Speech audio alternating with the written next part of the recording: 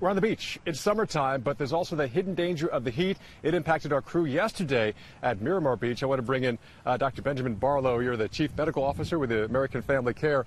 And let's talk about this, because heat is one of those silent dangers, but also could be very deadly. What's some of the biggest heat-induced illnesses you see in your practice? Yeah, so heat is, I like to think about it as a spectrum, this heat illness, where we need to recognize the signs early when you're outside enjoying the weather.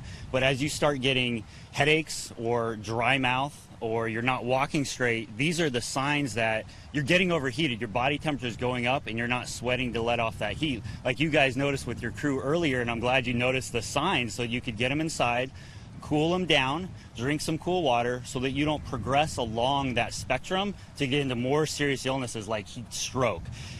When you get into that area, you need to see a physician, and we're well equipped to take care of that at American Family Care, where we'll give you ice packs to cool you down, IV fluids if you need it for dehydration.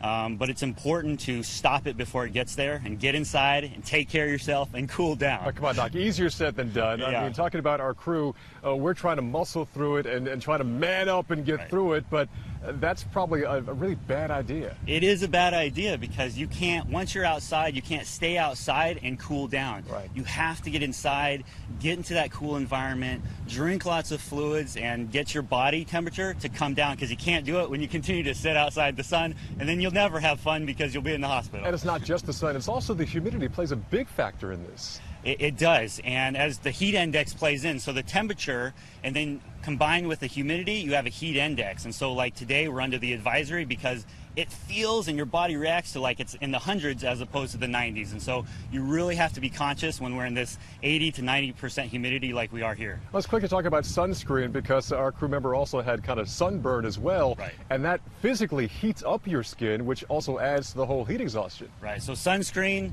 important. And we talk about sunscreen a lot, but we're seeing more sunburns than ever in people, and it's because they may not be doing it right. So use those higher SPFs that protect from UVA, UVB, reapply it after you go in the ocean, come back, towel off, because you're taking all that sunscreen off.